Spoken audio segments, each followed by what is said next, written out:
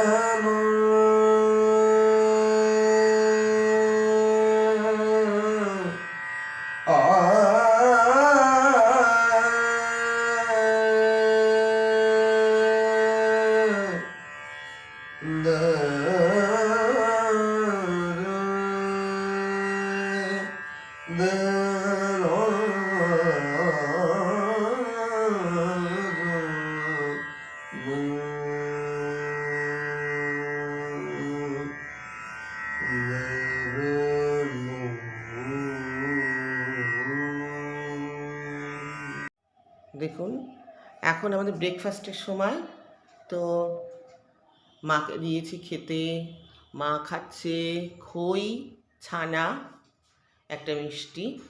আসলে ডাক্তার মাকে প্রতিদিন দুধ দিতে না করেছে। এখন হচ্ছে কাজ হচ্ছে সকালবেলা ব্রেকফাস্ট তৈরি করবো বাড়িতে। তো ব্রেকফাস্টের জন্য বন্ধুরা দেখুন কী কী নিয়েছি। হচ্ছে পেঁয়াজ কুচি, টমেটো কুচি, ক্যাপসিকাম কুচি, কাঁচা লঙ্কা কুচি সমস্ত কিছু দিয়েছি। দিয়ে এর মধ্যে চিকেন কিছুটা মিক্সিতে আমি স্ম্যাশ করে রেখেছি, এই যে চিকেন, সেটা আমি এর মধ্যে দিয়ে দেবো। হ্যাঁ, এটা চিকেন পাটিসাপটার মতো করবো, চিকেন স্যান্ডউইচ। এটা দিয়ে আসলে আপনারা স্যান্ডউইচ থেকে শুরু করে সমস্ত কিছুই খেতে পারবেন, কিন্তু আমি একটু ইনোভেটিভ কিছু করার চেষ্টা করি। সবসময় পাউরুটিতে খেতে ইচ্ছা করে না, তো এর মধ্যে এবার একটু নুন, একটু কাঁচা লঙ্কা, এই হলুদ, সমস্ত কিছু দিয়ে একটা মন্ড তৈরি করতে হবে। তা সবটা তো দেখাতে গেলে ব্লগটা 1 ঘন্টা ব্লগ হয়ে যাবে। আমার সারাদিনের যদি জীবন দেখাতে যাই তো সারাদিনের দেখানো হয়ে যাবে। তো এইটা আমি এটা মন্ড মতো তৈরি করে নিয়ে, একটা ডো তৈরি করে নিয়ে আমি আপনাদেরকে দেখাচ্ছি, একটু ফিরে আসছি একটু পরে। হ্যাঁ, তাহলে দেখুন বন্ধুরা, এই চিকেনের এই পুরটা তৈরি হয়ে গেছে, আপনাদেরকে দেখাই। এটা না, রান্নাটা তো আসলে ভীষণটা নিজের মনের মতো, আপনারা সবাই জানেনও, নিজেরা নিজেদের মতো করে তৈরি করে নেবেন একটুখানি। হ্যাঁ, যা যা লাগবে, আপনারা যেটা খেতে ভালোবাসেন সেটা দেবেন, আর যেটা খেতে ভালোবাসেন না সেটা দেবেন না। তো অনেকদিন পর কিন্তু আমি আজকে রান্না নিয়ে আসলাম, আমার নানান কারণে, সেগুলো আপনাদের একটু বলবো। নানান কারণে অনেক দিন ব্লগ করা হয় না। হ্যাঁ, প্রথমত এই শাশুড়ি মা আজকেও দেখছি একটু অসুস্থ, এই বয়সে এসে এই ওয়েদারের সাথে নিজেকে অ্যাডজাস্ট করাটা কিন্তু আমরাই পারছি না। তো ওনাদের তো অসুবিধা হবেই। আর এইদিকে আমি আপনাদের দেখিয়ে রাখি, এই দেখুন, এইটা একটু ময়দা একটু আটা দিয়েছি আমি, সম্পূর্ণটা ময়দায় কোনো কিছু করতে চাই না, ময়দাটা তো বেশি খাওয়া ভালো না। তার মধ্যে একটু কাঁচা লঙ্কা কুচি, তার মধ্যে একটু পেঁয়াজ কুচি, নুন আর একটু গোলমরিচের গুঁড়ো, এইটা দিয়ে আমি একটু এই ব্যাটারটা তৈরি করেছি, যেমন অনেকটা পাটিসাপটা পিঠে করে বা গোলা পিঠে করে, অনেকটা সেইভাবে। হ্যাঁ, এবার এইটাকে এইভাবে আমি দেব।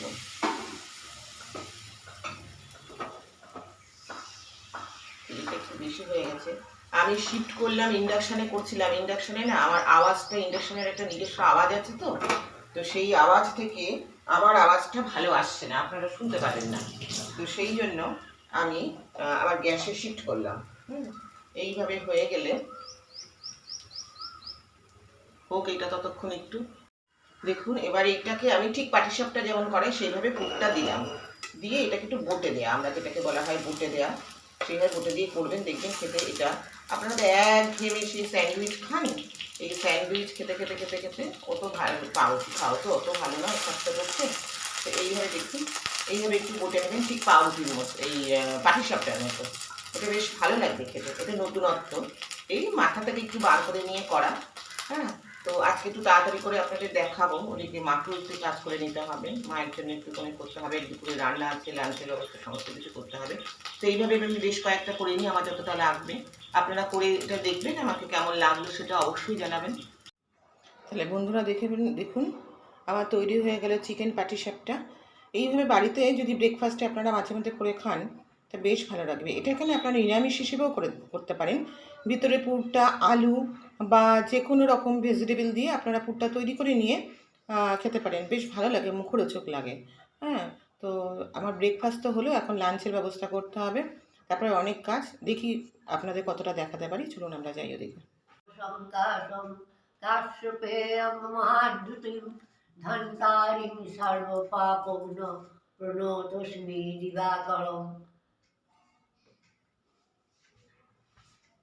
বন্ধুরা, মায়ের চান হয়ে গিয়েছে, আজকে চান করে এমনি, কারণ মায়ের শরীরটা একটু ভালো নয়, এই ওয়েদারের সঙ্গে নিজেদেরকে অ্যাডজাস্ট করা খুব কঠিন, আমরা নিজেরাই পাচ্ছি না, তো বয়স্ক মানুষদের কী অবস্থা হবে। তো একটা গাটা স্পঞ্জ করে দিয়েছি, মাথাটা ধুয়ে দিয়েছি। হ্যাঁ, আমি সবটা মায়ের কাজ আমি সবটা নিজে করি, নিজের মন থেকে করি। লোক মাঝখানে একটু লোক দিয়েছিলাম, কিন্তু তার কাজ আমার ঠিক ভালো লাগছে না। আসলে কি জানেন তো, এই বয়সে এসে না আমি নিজের মা বাবাকে দিয়ে ফিল করেছি, হয়তো বিয়ে হয়ে গিয়েছে বলে আমাদের স্বাভাবিক কারণে আমি শ্বশুরবাড়িতে চলে এসেছি, মাকে আমি এখান থেকে যতটা পারি আমি গিয়ে মাকে নিয়ে এসে রাখা, মার ওখানে গিয়ে করা করেছি। আসলে এই বয়সে না মানুষ কি চায় জানেন তো, যেমন শরীরের জন্য একটা শক্ত খুঁটি, মনের জন্য কিন্তু যার কাছে সে সমস্ত কথা বলতে পারবে, যে তার কথা শুনবে, সেজন্য কিন্তু একটা মনের খুঁটি দরকার। তো আমরা মানুষেরা, আমরা যারা আছি, আমাদেরও তো একদিন বয়স হবে, আমি ঠিক এইভাবেই কিন্তু পৃথিবীটাকে ভাবি, যে আমাদেরও তো একদিন বয়স হবে, আমরা যদি তার সেই শরীরের খুঁটি বা মনের খুঁটির যদি একটু যোগান দিতে পারি, তাহলে কি হয়, খারাপ কিচ্ছু হবে না, ভালোই হবে। আর দায়িত্ব কর্তব্য, আমাকে সবাই বলে তোমার খুব দায়িত্ব কর্তব্য, আমি জানি না দায়িত্ব কর্তব্য, ঈশ্বর বা পুণ্য, ওইসবের আমি বুঝি না, হতো আমি ভালোবাসি, মানুষটাকে ভালোবাসি, সেও আমাকে ভালোবাসে।